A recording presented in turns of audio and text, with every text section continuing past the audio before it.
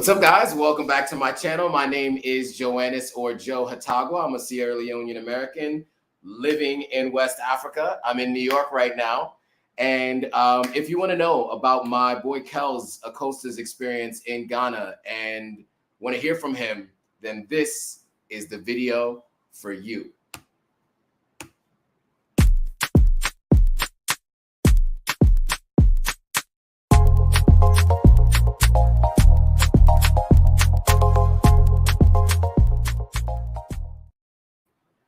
All right, we're live. We are live. Sorry for the delay, guys. We were having some technical difficulties, but I appreciate your patience. We're live on just YouTube and Instagram today. Catherine Smith says hello. Glad the technical difficulties were worked out. As am I. So for those of you who are new, I'm going to do a quick, some housekeeping, and then we'll have Kels join us in a moment. He's actually here live and in person. This is one of the 3 times that I've ever done a live in person with someone. So a little bit of housekeeping really quickly before we get started. Anybody who's new to the channel, I have an Instagram page and I have the YouTube channel. I also have a TikTok page as of the beginning of June. On Instagram, it's authentic_African. On YouTube, you just search Authentic African, you'll find me. And then if you are on TikTok, it's authentic__African. Long story there, but that was the only way to be able to get a new page I couldn't get into an old page. So unfortunately I had to create a new page. But anyway, for those of you who are new to the channel, Instagram page is about everything happening in Africa and the diaspora. The YouTube channel is really all about my move to Ghana and building a house in Sierra Leone, getting my dual citizenship, starting a business, what it's like to work.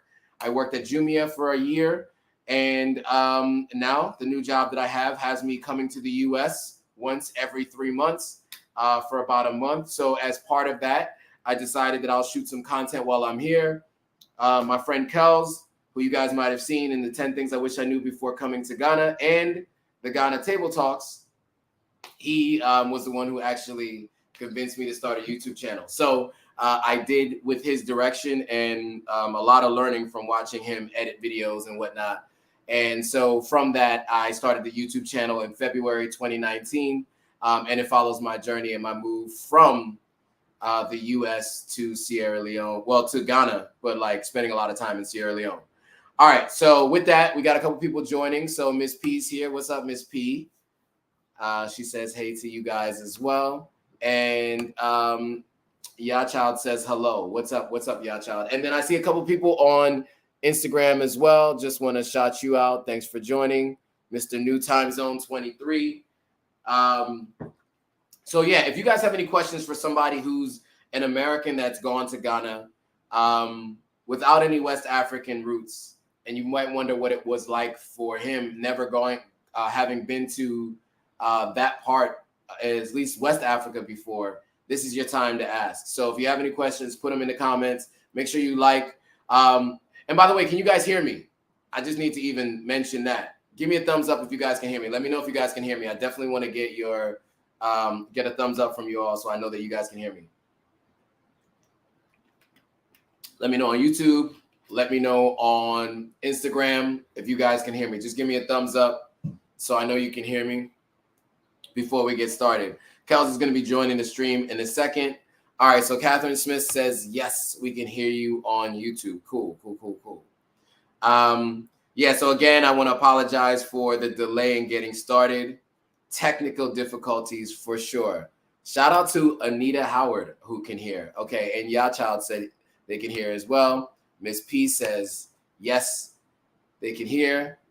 Hassan. Okay, Hassan is Mr. New Time Zone. Hassan, what's up?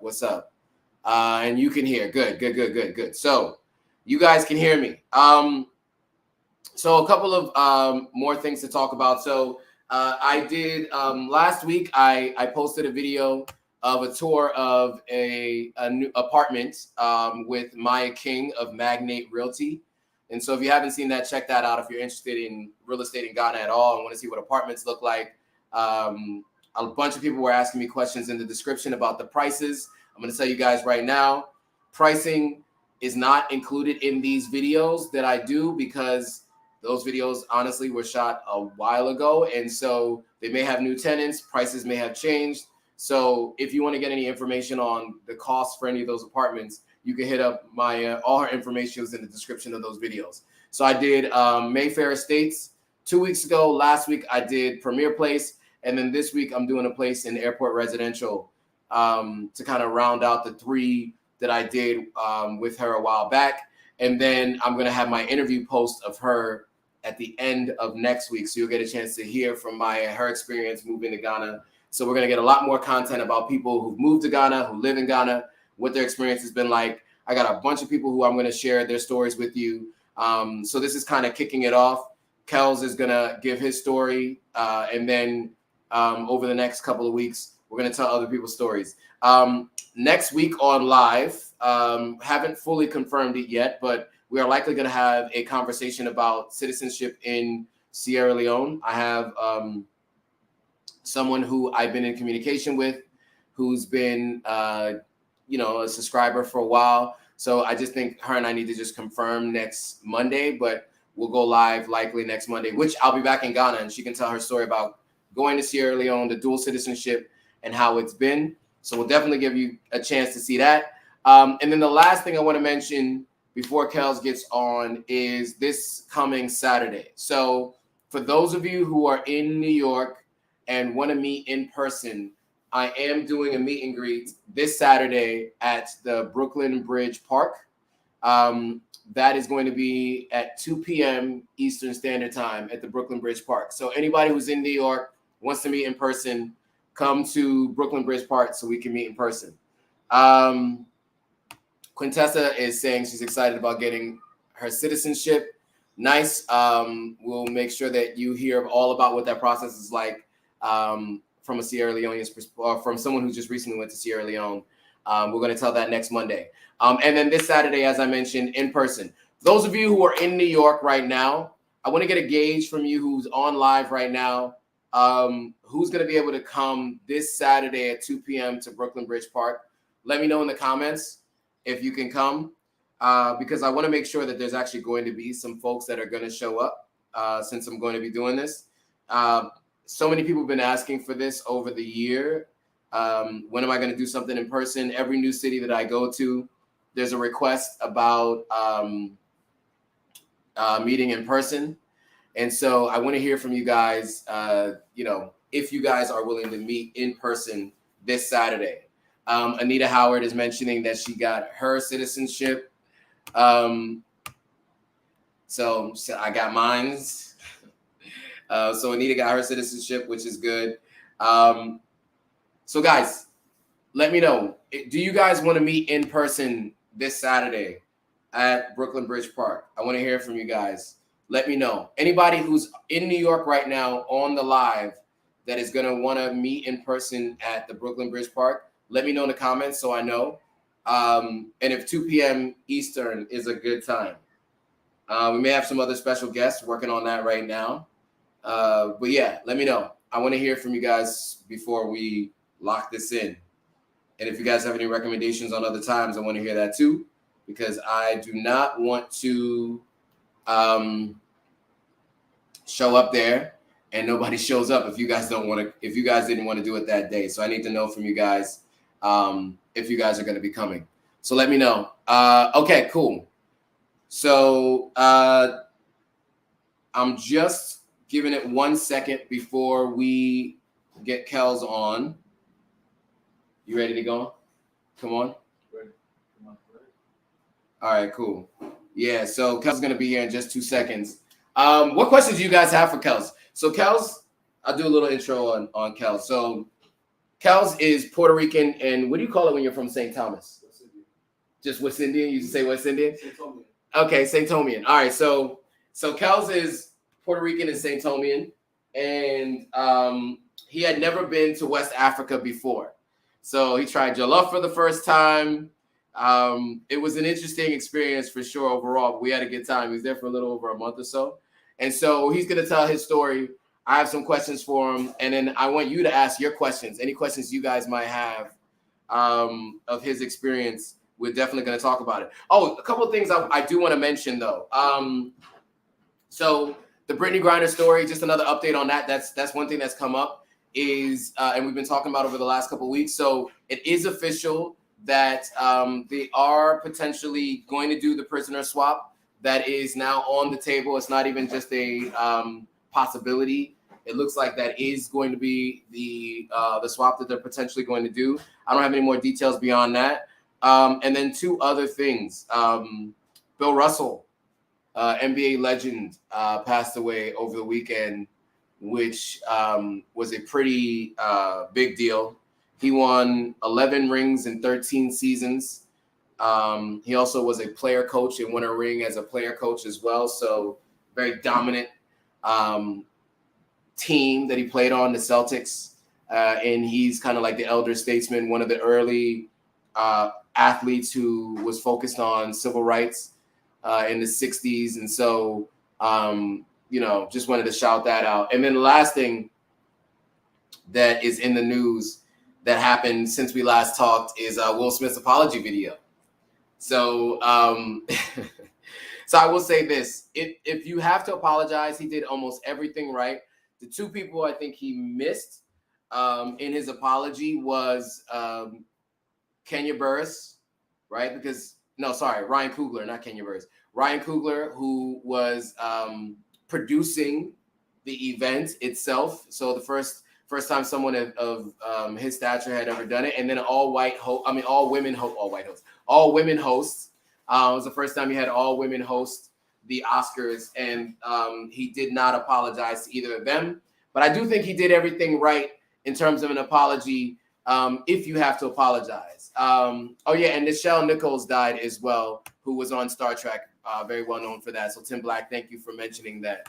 So Will Smith's apology. So a couple things. One, he addressed two fan questions, which I thought were really important. Number one, he addressed the fan question as to why he didn't apologize during his speech, his acceptance speech. I thought that was good. He apologized to Tony Rock, who was publicly upset about the incident, which is Chris Rock's brother. He obviously apologized to Chris Rock. He mentioned he reached out to Chris Rock and he wasn't ready to talk to him. And he also apologized to Chris Rock's mom, which I thought was important because she also spoke on things publicly. And then he apologized to all of his fans and those who follow him and all of that. So I thought that was good.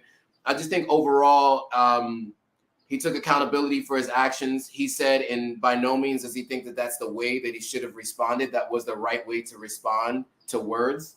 And so I think that it was the right kind of apology, public apology that you have to do when you screw up publicly. And so, in my opinion, it's probably the best possible apology that you could have gotten from him. The only thing, like I said, I would recommend is the Ryan Coogler and the three women. So Tim Black says he said he wasn't ashamed, but he should be. He said he didn't want to shame himself, right? I think that's what he was trying to say. I don't think he said he wasn't ashamed. I think he was trying to say he's a human living a human experience. He made a mistake, and he doesn't want to shame himself into not moving forward, right? He also apologized to his family, which I thought was important. And then another fan question was it Jada that got him to do it? And he took full responsibility for doing it, which I think was important. So those news stories all happened since we talked about them on these lives throughout the last couple of months. I thought I'd mention it here. Without further ado, why don't we bring in Kels Acosta. I also know him as Kelsey. We've known each other forever. So I'm at his place right now. I don't know if you guys can see the map on the screen in the back, but you can't see it, but he has all the places that he's been to. And there's one here for Ghana right there. One time for the one time. Yeah, what's up? So what's going on, bro? So this is Kels. What's up, Kels? Appreciate you doing this. Up, so we are both on Instagram Live and YouTube Live. This is the man himself, the guy who got me to do a YouTube channel. Mm-hmm. So let's go back to that conversation, though, because people do ask me all the time why I decided to start a YouTube channel. And I don't really remember the conversation that well, but I do remember being resistant. Yeah. But why did you think I should start a YouTube channel? Because I think we talked about it. We talked about me moving. Mm-hmm. You talked about coming here. You had already had the YouTube channel. You were doing Corona NYC, right? Yeah, Corona TV NYC. Correct. Corona TV NYC, just documenting what was happening with the coronavirus or the pandemic here in New York. So if you guys haven't seen that, check that out on his channel. Mm-hmm. But why did you think I should start a YouTube channel? For a lot of reasons. Not only for you, but I think just in general, I think a lot of people need to understand how you can become a brand, right, overnight. But it takes work. It takes some consistency, right? So initially, like I found my way through creating content, and online, and a lot of circle of my friends. I feel like a lot of times, no matter what you do, the knowledge that you possess, you can start a channel. You can start your own brand, and that's just based off of if you like dance, if you like fashion, if you like music, if you like traveling, if you like food. Based upon the knowledge that you currently have, you can start a channel. Like there is no right or wrong answers when it comes to creating a brand, especially if you are the brand. True story. But for you though, I thought it was good for you because I felt like, he loves to talk. Yeah, he loves to talk. Y'all know it. Y'all know I love to talk. So as you can see, this live, it works for him. I've done a few live streams in my time. I prefer just to be a little more cinematic. I like to be, I like to film. I like to edit. I like to post production. I like a lot of different, processes. Steps of the process. But for you, I know you love to talk. And organically, it's something that you're good at. And I feel like, given your knowledge, it's not like you went to school for it, right? But you took the time to just figure out your process. How your live streams work. How to engage with people. How to answer questions. How to keep them wanting to come back. I feel like a lot of people out there, you could definitely learn. Take a page out of Joe's book. Take a page out of my book as well. And just start. It's one day at a time. And it's consistency. But I feel like everyone out there should definitely consider, if not starting a channel, maybe starting a vlog or starting something that will help you, express yourself, in a healthy way. There it is. All right, cool. So one thing I want to do before we keep going with Kels is I want to get into the story a little bit. Lady Keene always has the knowledge, by the way. My bad. It was Will Packer, not Ryan Coogler. I went through many people, and so Will Packer was the one who produced the Oscars. And so that was who Will Smith should have apologized to. Spirit Warrior said, Joe helped me greatly with planning my first trip to Sierra Leone, to Salon. Nice. Yeah, so I met, so this is Gerald, aka Spirit Warrior. I will always know your name and associated with Spirit Warrior because we ran into each other at Mom's, which is a bar on the beach in Sierra Leone. Nice. So I'm glad I was able to help you. And it was because of Kells is the reason why I started the channel. So it's been great to be able to help people get an idea of what it's like to move to the continent, to be in Sierra Leone, to be in Ghana. So all right, so me and Kelsey go way back. I think I know you since I was 14. Right. So one of my oldest friends in the world. So Kells came to Ghana, and we had a good time. It was about a month in Ghana. You were there, stayed in the Airbnb. Right. A really nice Airbnb too, by the way. And we shot a bunch of content together. So we did Ghana Table Talks, right? Where we had conversations with a couple local Ghanaians at one point. Bunch of conversations over food, which was great. You got a chance to try some jollof rice, right? Fire. Yeah, Fire. Ghanaian jollof. You haven't had Sierra Leone jollof yet, so we gotta ensure that you have some of that. That's a whole topic for a whole nother day. That is. When we get that, but look, all right, Spirit Warrior. Yo, Spirit, look, all right. Gerald, what? So his first trip to Sierra Leone was his first trip to Africa. Dope. You got to tell people how Sierra Leone jollof is. All right, cool. So I have a couple questions for Kells as we go through this. If you guys have questions, ask them along the way. But it's really going to be about his experience in Ghana and what he remembers about it, and since coming back, right? So it's been a little over a year and a half, since you've been, right? It's been a minute because it was when I first moved to Ghana. We met there. We met up there. All right, cool. So, so the first question I have for you, which I already know the answer to, but before I get into that, I just want to make sure that everyone knows it's very clear that Spear Warrior Gerald said that hands down, Salon Jollof rice is fire. It is. And yeah, child says, yeah, it's good. See. Now I think we need to do a competition to see who has the best, and that will happen at some point in time in the near future. We'll set it up. We'll do a food review. We have to do a food review. All right, cool. So can you give a little bit about where you're from? Like this, I know there's a long story, right? Because we all got long stories about where we're from. We went to boarding school together, if y'all didn't know, in Pennsylvania. But where would you consider yourself, where you're from, where you grew up, so that the people know who you are as an American, and then we can talk about what your experience was. Okay, 100%. So originally, I'm from here, from the States, from America. My parents are, of Puerto Rican and West Indian descent, right? St. Thomas Virgin Islands, and African American, African as well. I'm not exactly sure. I'm at through the ancestry. African ancestry, you got to do it. Yeah, I got to pull up on that real quick. Yeah. To know the details, but that's my background. I was born here in New York, in the Bronx. I left here when I was about 5-6 years old. I went to Pennsylvania, went to private boarding school, maybe about 5 years after that, and that's when I met this guy here. Yep. Since then, I was living in a school where it was an opportunity for me to learn more about myself and really be an independent as a child. Yep. So our circumstances were pretty much, the people, the friends we had around us was our family. Like, we didn't live with our family, we didn't live with, our cousins or nothing like that. Like, it was just the people that were taken from all over the world and put into a particular place. And we all bonded. So at that point in time, you kind of learn how to look after yourself, how to look after others. Yep. And how to really mold yourself based upon your surroundings and accept people for who they are. And it's not always about, money, because we were all placed in a certain place. Yep. And everything was stripped away and we all had the same thing. Yeah. Right. Yeah. Good point. Yeah, right. For sure. And I would say one thing about that school, right, is it gave us exposure to things we wouldn't have had exposure to back home, right?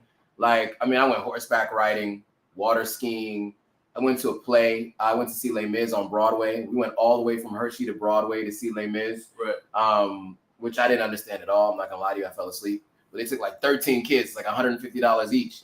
But like, these were the kinds of things we had access to. So although we came from the circumstances in which we came from, it did give us a view of what else was out there. And I think it allowed us to have more of a world view, which is what ended up, giving us the opportunity to be able to excel later in life. All right, cool. So we already talked about how long you've been back. It's been a little over 1.5 years since you've been back. Yeah.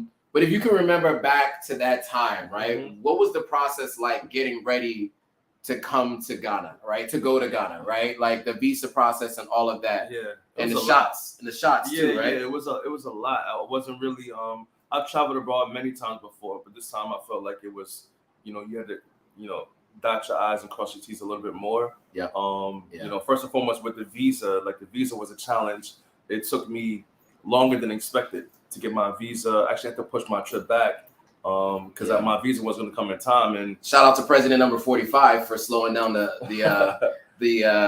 post office process, but that's a whole nother thing. Yeah. So, but yeah, that's part of it, right? The post office, because you had to mail your passport into the post office, right? Yeah, you had to do all that, and that was a challenge. I was in Miami at the time, kicking with my boy. I was like, "Yo, about to be out to Ghana in like 3 weeks." Yeah. And then I was like, I started sweating. I'm like, bro, I don't know if it's gonna come in time. Yeah, I remember. And I was flying with Royal Air Morocco, and you could not get in contact with them for nothing, man. Like, if your wife ran the company, that's the only way you get in contact with her. Right. But honestly, I had to go to the airport, to tell them, I won't get my visa in time.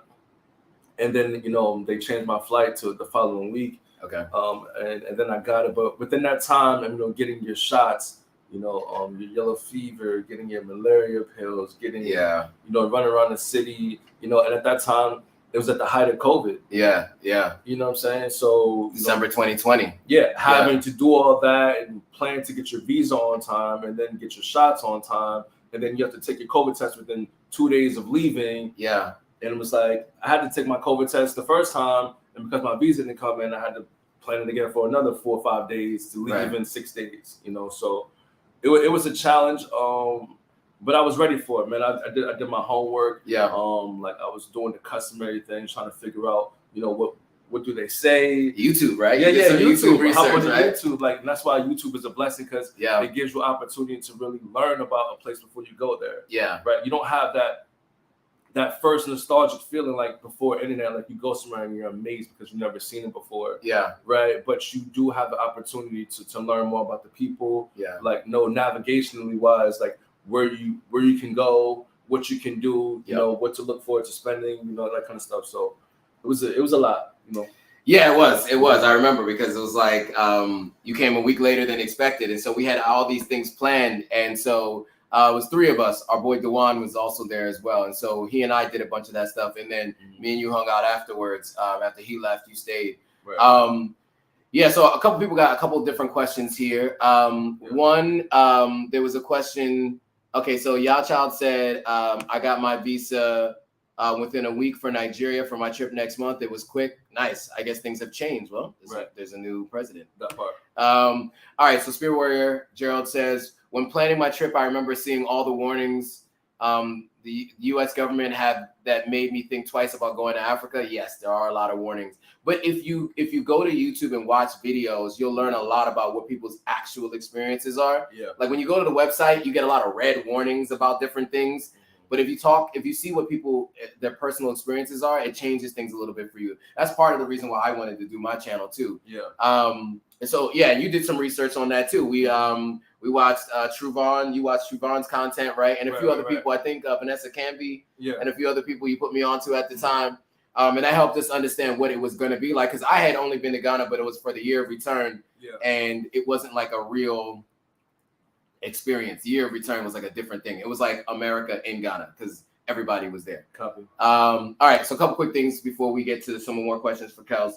Thank goodness they dropped the COVID tests coming back to the USA so far. Yes, they did, and going in has also been dropped.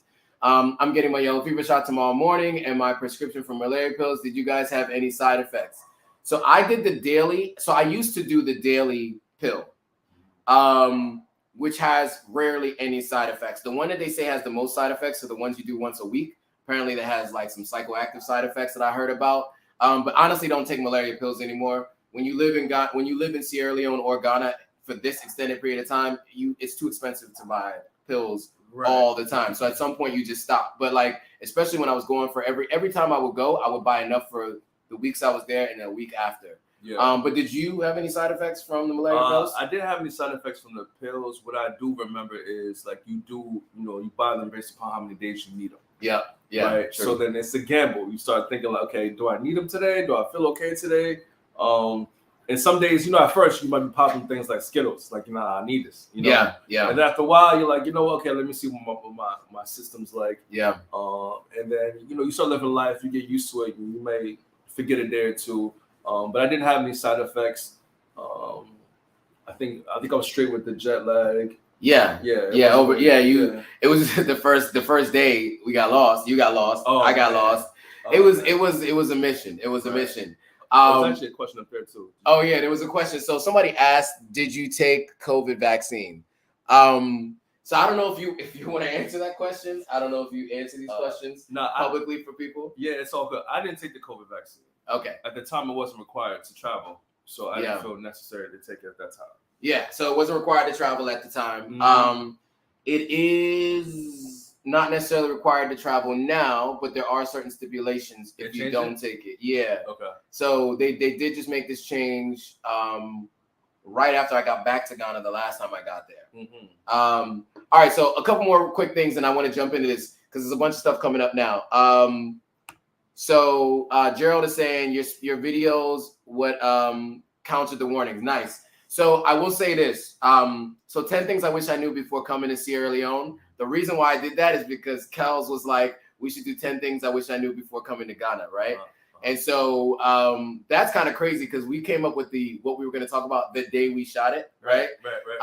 Your video has like 90-something thousand views, right? Yeah, almost 100K. Yeah, almost 100,000 views on that. So if you guys haven't seen it, I encourage you to watch it. Watch it on my channel. I mean, he already Is somebody at your door? I don't know. You know, people try. It's New York City. People are trying to people buzz just to get in the building. They just pick an apartment number and buzz. Yeah, they buzz. And if you buzz it, be careful. Yeah, because they you might remember, like, oh, they remember that apartment. They always think they could use your apartment to get in. Never buzz in and come to New York City. Never buzz in. Okay, cool.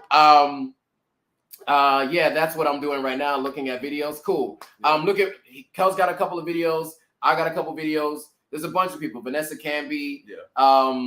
Natural Ghana girl. Mm-hmm. There's a bunch of people. Just when you start searching for Ghana, you'll find a bunch of people. There's a bunch of content. What I love though, before you move on, what I love about 10 things I wish you knew before coming to Ghana. Yeah. Was that it was so organic. Yeah. You know what I'm saying? Yeah. Like it was so natural, bro. Like I was like, yo, bro, we gotta do this video. We gotta help people. We gotta give them the tips about what's going on. He's been there before.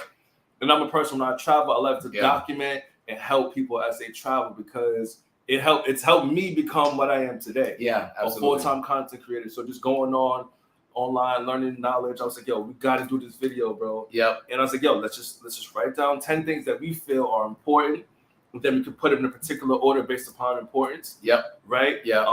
The Airbnb I was staying at, I was like, yo, we got a roof upstairs, it's fire. Yeah, that was really nice. I was like, yo, we can go upstairs, we'll put the little ring light if we need it, Yeah. And just go from 10 to 1 and break it down. And that was really like his introduction. Yeah, that was my first YouTube video. Right. Yeah. And no lie, I was so proud of him because I was like, yo, this dude, he's picking up, right, as his first video in a long time. He did it before, but and as it reinvented him in a new space that you were in, I was happy that it came out the way it did. And obviously people love it. They gravitate towards the video because it feels natural and organic. Like the comments that we get in those videos, like yo, thanks so much. Like, and I never thought I'd be, have 100,000 views on a video like that. But what's most important that I did it with my boy, and it's still there. It's gonna be there for a long time. Yeah, in perpetuity. I love that too. Yeah, and it was my first ever video. I mean, I had a YouTube channel before. I've mentioned that before. But that was about home-based business, and it was a long time ago. We're talking like 2011, 2010, and I only did it for about a year, and then I didn't really keep it up, right? Because it's hard to stay consistent. And at the time, I wasn't a person who was a consistent individual, so I wasn't going to be able to keep a YouTube channel going. So things have changed, and this YouTube channel is very different because I'm able to offer more insight and more value to people. Really based on really what I want to share, whereas that channel was really about making money, and I didn't have the right reasoning for doing it, which is why the passion wasn't there, which is why I didn't do it as long as I should have. All right, cool. So there's a couple of things here that people are saying. I want to just jump in, get these questions and things out the way real quick. All right, so Quintessa, so Kells is in New York. I'm in New York right now, just so you guys know. So I'm in Kells' spot right now. This is his apartment. So he doesn't live in Ghana, but what made me move to Ghana, it's a long story. I think a good idea is if you watch the interview I did with, Oh, I see. Oh yeah, it's a lot. Yeah, okay, so 2 videos I've done. There's a video on my channel, why I quit my 6-figure job and moved to Ghana. So there's that one. And then there's also one, Vanessa Canby interviewed me and asked me that question. So the abridged version though is, I wanted to move to the continent to focus on investing in startups in Africa and working on changing my career to investing in startups. And so the best place to do that was to be on the continent to build that network. And so that is why I moved to Ghana. But if you want to know more, there's whole videos about that. And so I'll definitely put those in the description if you guys want to check those out. But you can just go on the channel and look those up for sure. Child says you need to get those malaria pills. Spirit Warrior says I found a natural tea that I purchased 2 weeks before I left, and I would drink it when I remembered and I didn't really need it. Okay, cool. Okay, cool. I was told to start taking them 10 days before I leave the States. That was what Miss P said. Child says, okay. Oh, thanks, Miss P, saying that I didn't know. They're just thanking each other. Spirit Warrior says full-time content creator. I'll check out the channel. So yeah, it's Kels Acosta, KELSACOSTA. Yes, sir. So just check out his channel. He's He does all kinds of content. Well, let's talk about it. So you do travel so, content as one thing, but you also do food content, and what else? Yeah, so I started doing the travel content, just going all around different countries, different places, and just creating good content there. But I never really fully committed to it. Yeah. But I felt like my audience was kind of they were asking for more content like that. And then I created it, and then the pandemic hit, and I was like, you know what? I can't travel anymore, so I don't want to just be too stagnant. I was like, you know what? If I can't travel, I'm going to document what I see. Yeah. And that's when I created a series about going around to New York City for 15 weeks. I went to a different neighborhood in New York and pretty much just documented people on the streets, asking questions about their experience during the pandemic, what it was like. And every week it had a different theme. It could have been self-care. It could have been like how you doing with money, how you doing with family and friends, and lost people, have you found things, so it was a cool experience. And then after that, I got into I did a couple of food videos, and people were like, yo, it's the wave. And I thought about it, so you know what, everyone has to eat.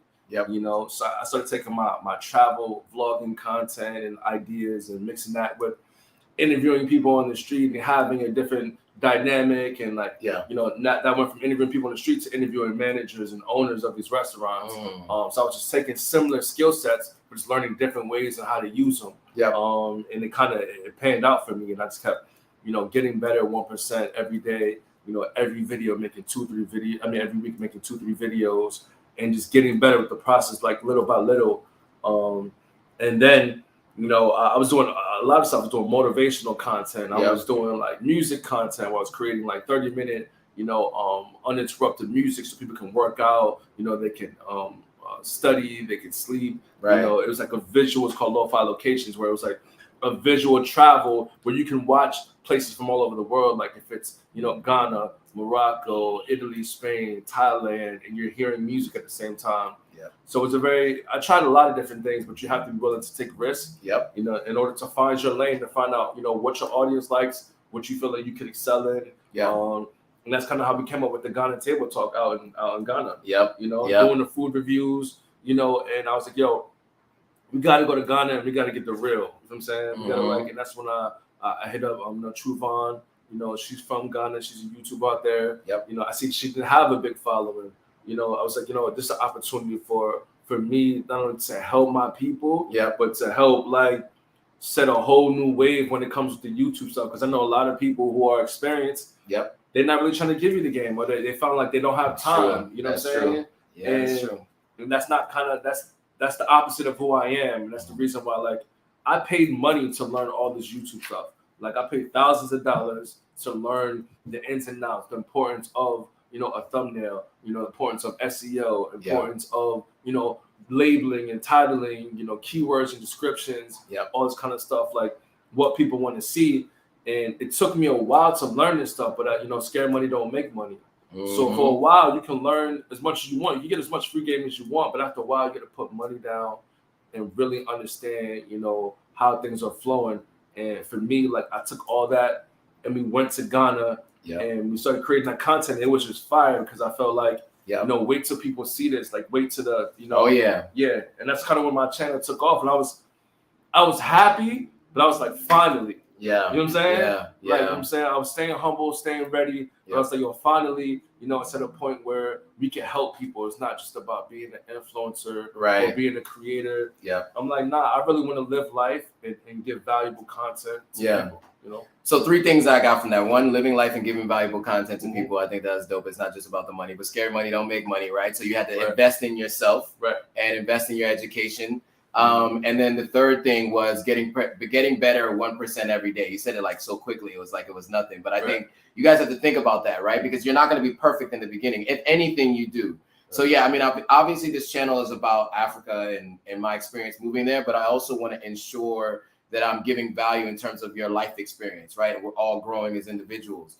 And so Kels will be dropping gems every once in a while, just drops them off. You don't even notice it. But, he said getting better 1% every day, right? And so, I've seen the difference in your editing now versus your editing when we were in Ghana, right? So for me to understand how to edit, I had to sit and watch him edit. I had maybe 3 weeks or so to kind of see what he did to edit so that I could figure out how my editing style was going to be. I still don't know how to use DaVinci, but I figured out how to edit at least my own way, learning from what you did. And, he's absolutely right? As long as you just do it, you get better. So that's with anything you do. You just get better. It's just as long as you're getting better every day. And I remember our football coaches always say that, right? Right. It was just, we just got to get better, right? It was always about getting better and getting better every day. Right. All right. So one more thing, and then I'm going to jump into more questions.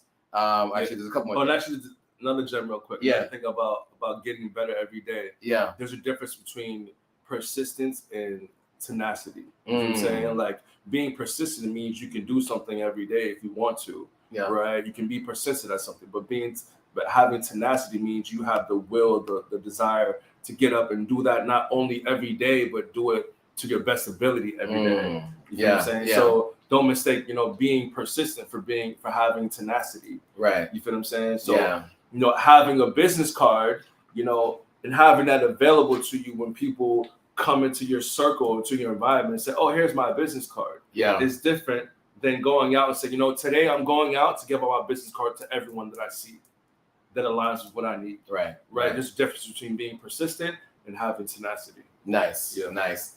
All right, cool. So, really good point. And that's also like a kind of a parallel to being busy versus productive, right? Like 100%. Is there a similar kind of thing? Yeah. So Child says, I'm going to check out your Nigerian videos. They was helpful. Thanks for the content and sharing your experience. Yeah, I got in a little trouble. One of my videos about Nigeria. But definitely check those out. This gives you my experience of what it was like going to Lagos. And I will be going back to Lagos sometime soon. Tim Black says, have you met Isadin K? I haven't. He's in Sierra Leone. I haven't. But Gerald said he did when he was in Salon. Jasmine Johnson, this is my cousin in London who I haven't seen in a while, but I got a chance to see while I was in London. She said he must have Salon Jollof. Yes. I can't wait. You must. And we will make sure that happens. Right. All right, cool. So let's get back in some of the questions and comments. Okay. And by the way, if you guys have any questions for Kells, ask them here. It's very rare that we're in the same place. We hadn't been in the same place. Like I saw him the week that I got here. We hadn't been in the same place, same time for a little over a year and a half before that. It's been a while. So it's been a while. So now I see how that happens. People are like, y'all cool, hunch up. Because it's life, man. Yeah, it's life, man. And we live on different continents, right? Yeah, that part. But we always pick back up where we left off. Mm-hmm. All right. So so I asked you what the process was like. What was it like when you got to Ghana? Like, what was your impression when you got to Ghana? So you've been to other parts of the world. You've been to Morocco. Yeah, for sure. You've been to Thailand, right? Been to Latin America. Yeah. What was your impression of Ghana when you got there? My first impression, man, it was very a lot of good energy. I feel like the people were very welcoming and like you automatically felt like well, hold on, let me run it back real quick. Yeah. So first and foremost, from the airport, it took me almost 4 or 5 hours to get to the Airbnb. That was like 15 minutes away. And when I tell you that was like one of the worst experiences I've ever had in my life. I was so hot. Yeah. I was on fire. I was on flames. I was like, I just wanted to get to the Airbnb. Yeah. I was dealing with a guy who had no Wi-Fi, who had basically had no cell phone. It was a cell phone, but it was like one of those old joints. You just like run back and so break phone. Right. Long story short, it took me 4 hours to get to the Airbnb, which is 15 minutes away from the airport. So initially, it was like I landed like 4:30 in the morning. I didn't get there till like 9 in the morning. I was hot. Yeah. But once I got there, I was like, you know what? I'm good. I'm gonna be here for a while. Let me just shake it off. Let me just start new. Yeah. So initially, like the infrastructure was a lot better than I anticipated. The people were very welcoming, very bright in colors and in terms of like their fashion and what they wear. Yeah. I'm from New York. Well, you know what I'm saying? I lived in New York City for a long time. I'm in my 30s plus. I've been living here for almost 20 years already. Mm-hmm. So living here, you have a real understanding of like real street culture. Like you know what I'm saying? Like you come encounter with so many different types of people. Yep. And what you think is real is not real till you see other life perspectives. Yeah. Right. So I actually live in the Bronx. I live with a lot of Africans. You know what I'm saying? This building, that's all much on my way up. Yeah, there's a ton of Africans here. So I'm used to being around Africans and communicating with them and just having, a one-on-one vibe. But like it was just amazing to be there as a grown man. You know, I always thought about what it would be like to be on the continent, and you know, you always think one thing in your head, but it was eye opening for me to see really what it was like, see the people, you know, smell the air, and I love it, man. I'll never forget it. Yeah, absolutely. Yeah. And I will say one thing that I learned from that experience is if you can get a SIM card in every new country you go to. You know, based on his experience, and my experience was very similar because I didn't have a SIM card, and the Airbnb that we were staying in, the address wasn't in Google Maps yet. Right. So there was a lot of like somebody had to drop a pin, and like it was not ideal. And so and when he came, it was like 4 a.m. and me and my friend Dewan were out till 3+ a.m. And we were knocked out. So he was trying to get in touch with us and couldn't reach us, and then the Wi-Fi went out at the Airbnb. There was no Wi-Fi, so we didn't even get our WhatsApp messages. And so it was just a disaster all around. It was like it was not good. But we eventually got there. And so once you got there, you said you know, and then the next day we went out, right? We met Big Ben from Big Ben's Tours, Ben from Big Ben's Tours. And then there was like other people we met, and it was like people were really cool on like on the street, right? Everyone was saying hi. They, you know, we went to McCullough Market, right? We met some interesting people. So overall, I think it was good. But yeah, so you said people were welcoming. That was one. I think it was surprising to both of us that people said please all the time, right? There was a no please, yes please. There was a lot of pleases, which I thought was interesting. And so so yeah, I think that was probably one major difference, right? Okay, so yeah, so we went through with your first, the women, right? So people do ask me this question all the time. They ask me this question all the time. You know, keeping this G-rated or PG, right? Because you know, my nephew does edit these videos for me. So, what would you say was your impression of the women you saw when you got to Ghana? I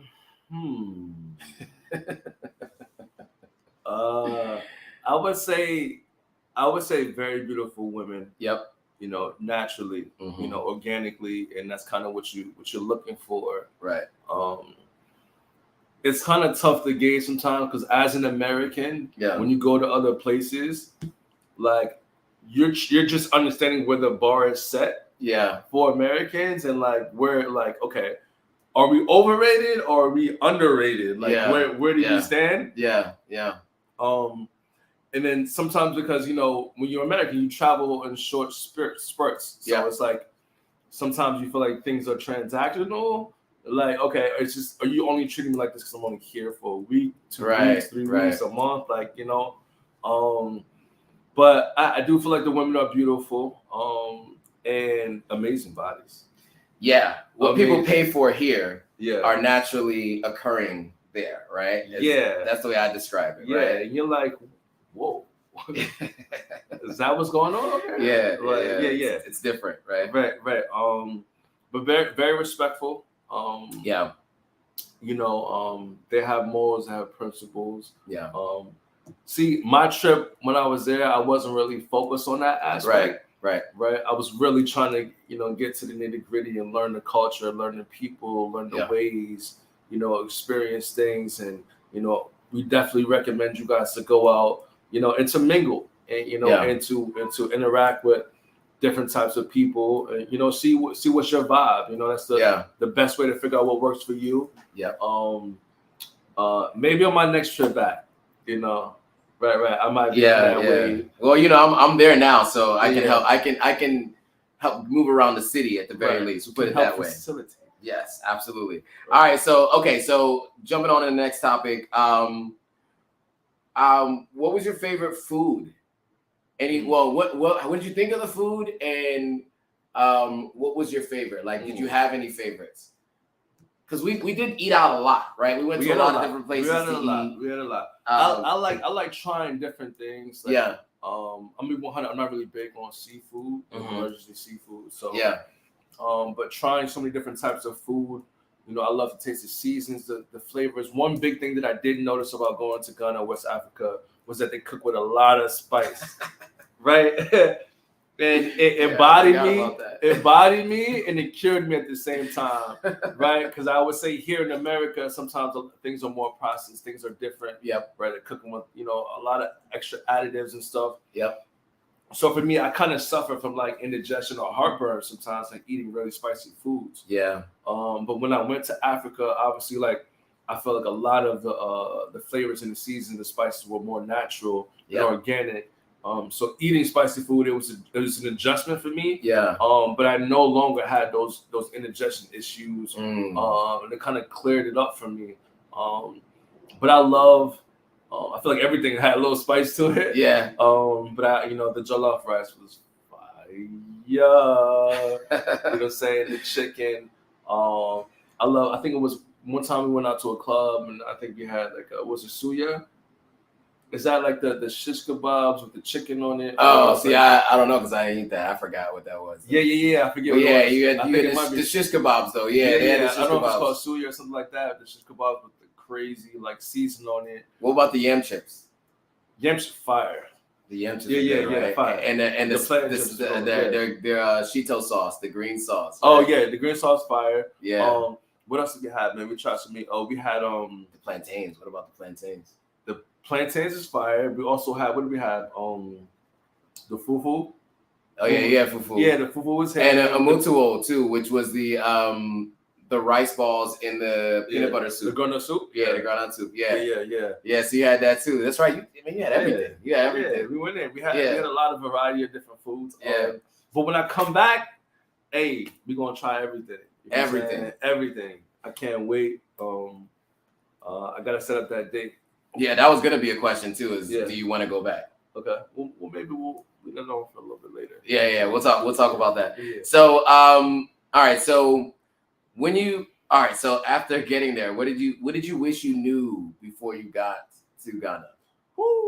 There's a couple things I wish I knew. You know what I'm saying? Yeah. www.com, youtube.com/Kels Acosta. Yeah. And then see the video 10 things I wish I knew about coming to Ghana. Yes, absolutely. We learned some lessons and we told y'all about those lessons. Right. The mosquitoes. The mosquitoes were crazy. I got bit up, bro. That was one. That one was one for sure. The number one thing though, for me, it had to be the Wi-Fi, bro. Yeah. Was the Wi-Fi. The Wi-Fi was a wide nah. You know what I'm saying? And we're content creators, right? Yeah. So Wi-Fi is obviously super important for us. Right. Wi-Fi is super important. When I actually came back, that's the only thing I didn't miss. Right. I missed a lot of aspects. I was like kind of like homesick. I was like, damn, bro, like I feel like I need to go back, or I feel like I should stay longer. But I logged my laptop. That streaming game is different. You know what I'm saying? Yes, I do know what you're saying. Yeah, but I do miss the Wi-Fi aspect. But what I would say is this: that I try to look for every type of positive in anything. So even though the Wi-Fi wasn't hitting, I preferred to document, to film, and to live those experiences. Versus having to actually go out and shoot and then have to come home and edit and then miss hours and hours of time. Right. I could be out in the field learning, living and loving. You know what I'm saying? Nice. Okay, cool. What advice would you give anybody going to Ghana who hasn't gone yet? Just that. What I just said right there. Like, take the opportunity to go out, to explore, to indulge in different experiences. And it's any opportunity you get. Go out and explore the territory, man, because there's so much to see. There's so much to do. You can travel. And I'm fortunate that I had the opportunity. I was with friends, and we went out mountain climbing. We went out. We did the zoo. Oh yeah, the Accra Zoo, right? And the wildlife reserve. Yeah, the wildlife reserve. Shy Hills Wildlife Reserve. Right.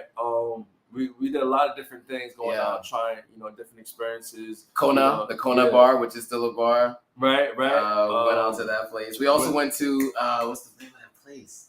Went to go meet up with, at the beach, Labadi Beach. Oh, High Spirits. Yeah, we went to High Spirit. High Spirit at Labadi Beach. Yeah. Bless up. Yeah.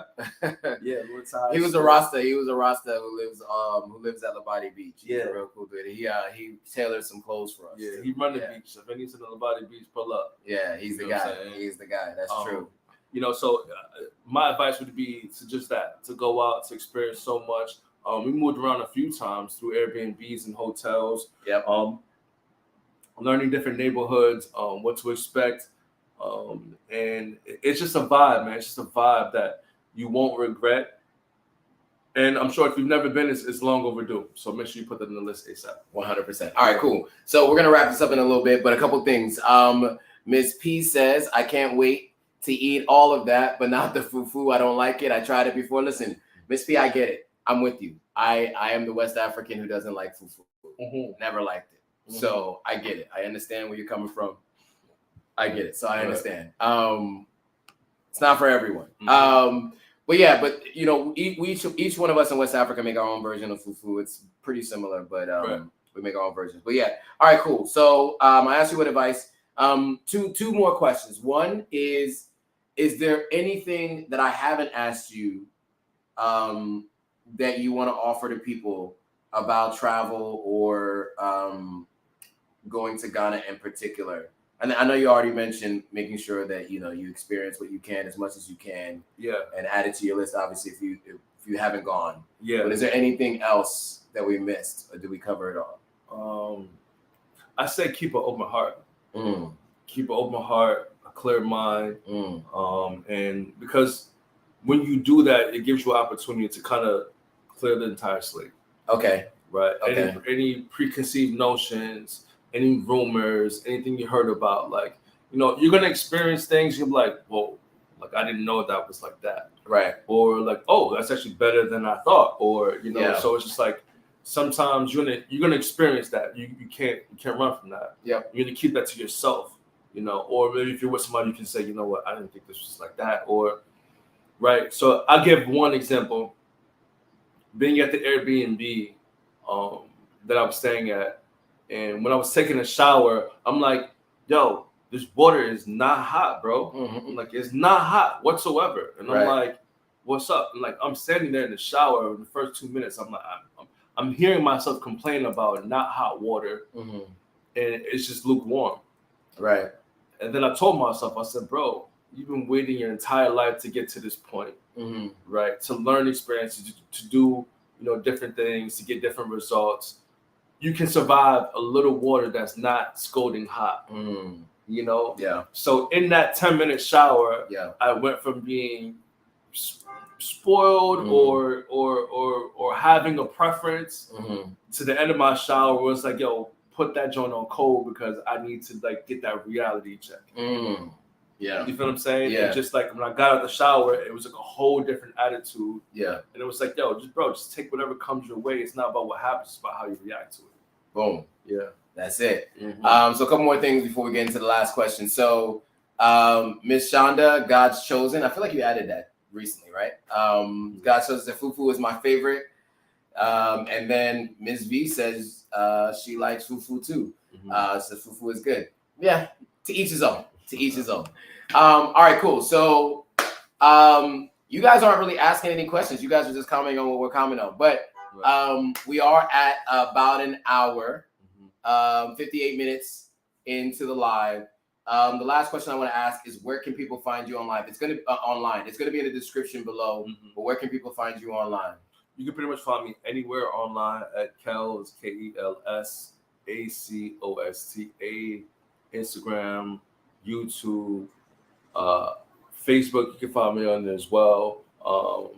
But I appreciate you guys for tuning in, checking out the live, and I'm so proud of my boy Joe for just getting the knowledge, the experience, because that's the best teacher, right? And just taking something and running with it, because you'll never know where it can take you. Yeah. Honestly, there were a lot of times where I didn't get paid from this YouTube or this content creation, but it helped keep me sane, man. It helped keep me right here and here, and it had me focused on just trying to get better every single day. and I implemented that in my life in so many different categories, man. And, you know, and I'm happy that it's helping people like him, you know, stay consistent at something, be committed to something, because, you know, commitment is the true challenge for most people. Yeah. Right. And no matter what you do, you know, if you don't commit yourself, you're not going to get the results you're looking for. Because, you know, life is too short. Life is too short to not commit yourself to something, because look at it now. Like we're in our 30s. Yeah. Right. You know, almost 40. Right. We're about to hit those 40s. Yeah. And, you know, and that's just something that, you know, you don't get time back. It's the most precious commodity you have. 100%. And so for me, you know, I don't drive a Benz, right? Yeah. You know, I don't drive, you know, a BMW, but what I do have is wealth, and, you know, in my heart and in my mind, you know, and I've traveled, I've been to places, I've experienced things, I've connected with people, I've loved, I've lost love, I've lost friends, I've lost a lot of different things in this lifetime. Yeah. But one thing you can take with you is the memories, for sure. Yeah. You know, so focus on making those, helping other people, adding value, you know, and you never know where it could take you. Look at my boy Joe now, man. Yeah. You know what I'm saying? I remember we had like 0 subscribers, you know, to 50 to 100. And he got boosted. He was even comparing. He was like, "Yo, we about the same amount of subscribers." And I was like, "Yeah, that's what's up." That's what's up. He was excited. I was excited. He was happy, and I was happy for him too. But even in that, I was never throwing no shade at him. I was happy for him. Yeah. You know, but it's consistency. 100%. You know, and it'll take off when it's ready to take off. Yep. And you know, it'll work for you as long as you put the time and effort. You know, and you stay flexible with your approach. That's it. Nice. All right. So now there's a bunch of stuff coming in. As soon as I said we're gonna wrap this thing up. So one thing on Instagram Live, I think there's there, and then we'll get to some of the YouTube stuff, YouTube Live stuff. So it's kind of long. It says hello. Okay, so this is Stephanie Jefferson. She said, hello, I came on late, so I really don't know what's going on. I heard you missed something about Ghana, and you're talking about one of the best places to travel in Africa. What exactly is this? My first time listening to you guys. Okay. So Stephanie's saying it's my first time listening. So this is normally my channel, but Kells is my good friend. Just real quick recap for everybody who just joined. We go back to like 9th grade. He convinced me to start a YouTube channel. He came to Ghana, and he has a YouTube channel. He's had one for a while longer than I have. Yeah. He does some travel content, and so we shot some content together. He convinced me to start a YouTube channel, and I started the YouTube channel. But you definitely want to go back and watch this over again, because we went through all of this stuff in detail. I asked him a bunch of questions, and there were a bunch of like questions that came from the group. So definitely watch it over again. But that's the overall gist. And he was just saying there were some things from Ghana that he missed having come once he came back to the States. The only thing he didn't miss was the challenges of Wi-Fi. Right. All right. So let me see if there's anything else, Stephanie. I'm speaking to the phone, the places, travel particular, and other places. So just watch back the replay and you'll get all that information. For those who are on the YouTube Live, let me see there's a couple questions here.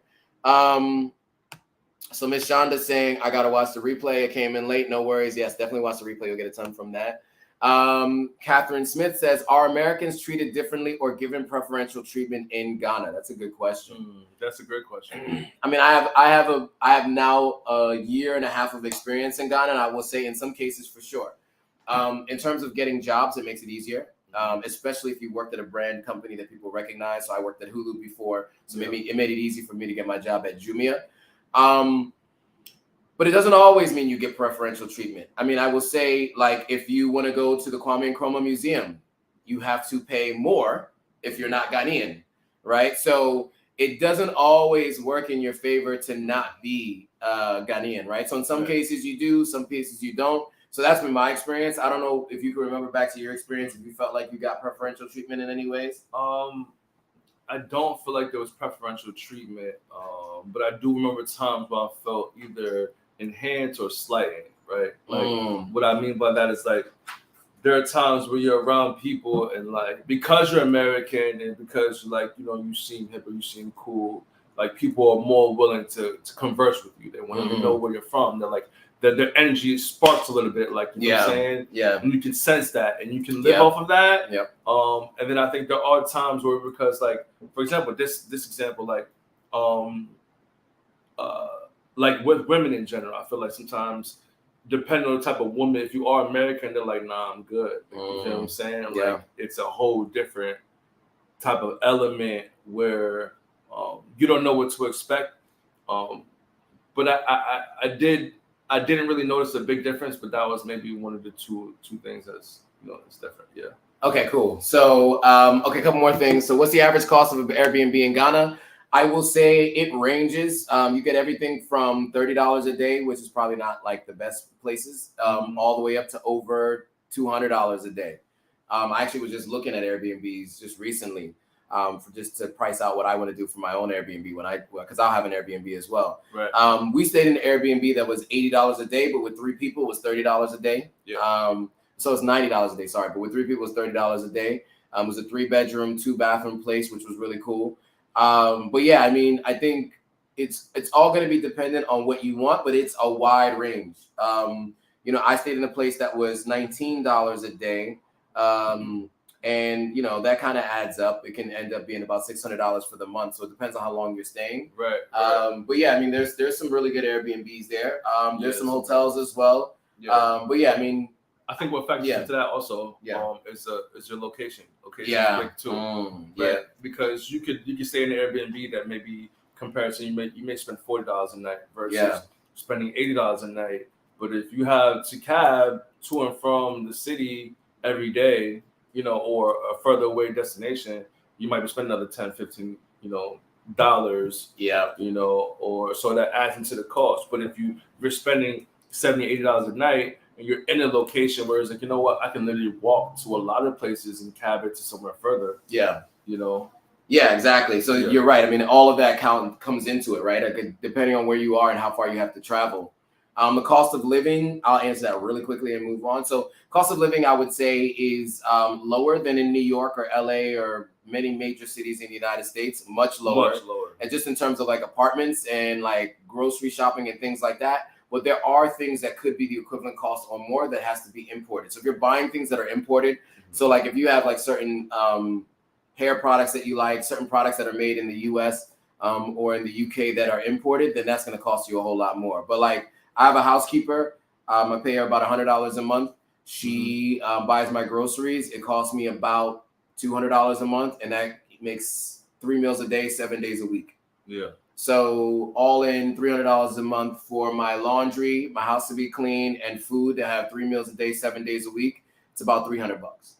I wish I could have all of that in the US for $300. There's just no way. That's like 1 or 2 shops, like trips to Target. Right. Exactly. Yeah. So cost of living is very different. Also, I pay about $600 a month for rent, and I have a 3-bedroom, 3.5-bathroom apartment.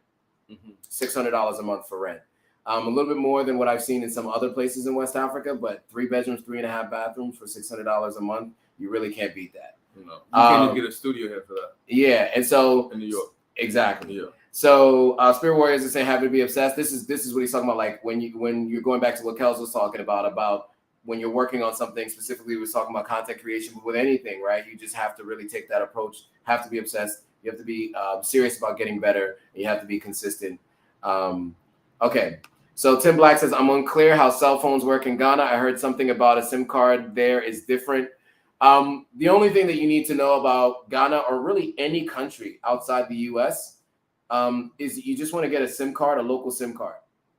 You have to give your ID and everything to get a SIM card, but you want to get a local SIM card so you can use the local phone while you're there. And then you can top up with data on that phone so you can use WhatsApp for your American phone number, but with the local SIM card, right? So that's the best thing to do is just buy a SIM card locally. Yeah. It's easier to just navigate that way because you also sometimes need to call your food delivery, right? Bolt Food or Jumia Food, or what's the other one Glovo. If you're ordering food, not everybody, as he mentioned, not everybody has Wi-Fi or data. So you have to be able to call them with a local phone number, right? So that's super important, getting a local SIM card. I would definitely recommend it. Because even if you have an international plan on your current phone, when you go there, you can't make local calls without it costing you an exorbitant amount of money. So just get a SIM card when you arrive. Right. Would you like to live in Ghana or just stick with visiting? I guess that's for you, Kels. That's a good question, Queen. Would I like to live in Ghana? You know what? Since I've been back for a year and a half, I've been thinking about it a lot. Yeah. Given the experience being my time there, I was like, okay, if I really had to break it down, could I live there? How long would I live there, and what would that look like? And that trip there was kind of to feel that out. And I feel like I would start with maybe 3 months. Right. And I feel like that's a visa thing as well. Yeah. But like you start with 3 months, go with a month, you see how you're transitioning. And I would live there for a few months, and see how it will go. There's a lot of places I still want to travel to in Africa alone. Right. So maybe if that consisted of me traveling while I was there, that time could seem super fast. It'll go, will fly by. But I appreciate you for asking that question. I mean, everything starts with the visit. You got to go there. You got to see what it's like. But I definitely think I would pull back up to stay there. I gotta see my man. He needs some answers with these Wi-Fi though. I got some answers. The Wi-Fi works. Really quickly, since there's more people on the live now, those of you who are in New York, I am doing a meet and greet on Saturday at 2 p.m. in Brooklyn Bridge Park. So those of you who are in New York, make sure you come to Brooklyn Bridge Park and meet up with me next Saturday, August 6th. That's the day I'm flying out, so that's the last time I'm going to get a chance to see any of you guys. How are they going to confirm with you? They're going to send you a DM? What they're going to do? Yeah. So send me a DM on Instagram Live or send me an email. My email is in my description here, so just let me know if you're going to be coming so that I can prepare for how many people are coming. And more to come on, all of that this week. I'm going to be posting it on my Instagram Live and on YouTube to just remind you of the details as well. But just make sure you guys let me know that you will be coming. Spear Warrior says, do a live from Brooklyn next time. I've already done 3 lives from Brooklyn since being here. But we may do another live from Brooklyn, this Saturday while I'm doing my meet and greet. There is JC Power in Salon. I was able to get my ID card while locals had to wait, and they didn't accept tip. Yeah, so Sierra Leone does sometimes give you that. Different from Ghana in some cases, for sure. That happens a lot. Sierra Leone is a little bit more like that, for sure. A lot of reactions to, I think, my cost of living. Wow, nice, all of that stuff. Where do you purchase the local SIM card? It's a great question. So there's a couple different places where you can purchase a local SIM card.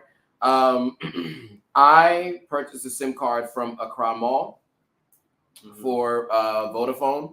If you remember, we went to the mall, and so the Accra Mall is where I bought one. But I think you can just do a quick Google search before you arrive to see, and then you would just do, MTN is the company that works the best there. So MTN is the phone service that works the best. So look up MTN. And so that'll be the most helpful for you. So look up MTN or Vodafone. Those are the 2 companies. OD99, shout out to you. It's the first time you've been on in a while, right? So do you need a Ghana ID to get a SIM card? I'll be there in a few days. You do not need a Ghana ID to get a SIM card, as far as I understand. I think you just need to have a passport. But still, because you have to be able to get a SIM card if you're not a Ghanaian. So you just need to have a passport. So for sure. Okay, Cash. Shout out to Cash. It's been a while. Do you visit other cities in Ghana apart from Accra? So I've been to Cape Coast for sure. I've been to Abri as well. I'm planning to go to Kumasi and Tamale later on this year, but I haven't been anywhere else except for those 3 places I just mentioned. Yeah.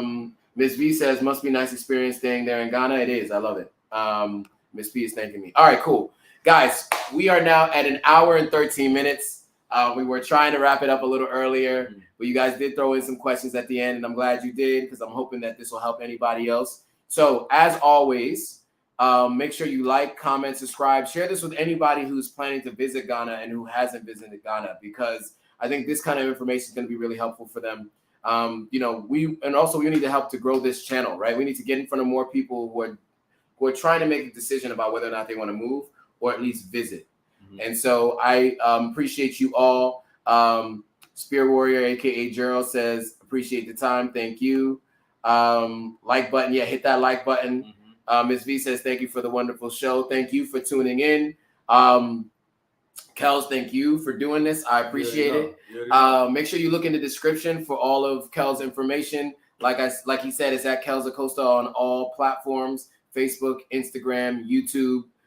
Make sure you subscribe to his YouTube channel. Make sure you follow him on Facebook and Instagram. 100%. I do plan on coming back to Ghana. Yes. So hopefully you guys will be, staying tuned for that. If there's any type of content you want to see from us together, because when I come back out, we're going to do something crazy. Yeah, absolutely. Right? Yeah. So if there's any type of content you guys want to see regarding maybe even food, travel, fashion, culture, lifestyle, anything you want to see from an American, from an African standpoint, make sure to drop that in the comments. And we'll get to it as soon as possible, man. We'll plan it. And when we come out there, we're going to shut it down. You already know. Oh, yeah, absolutely. It's going to be different this time, for sure. 100. And so Miss Peaches says thanks. So thank you guys all for joining. I appreciate it. And I'll see you guys all in the video.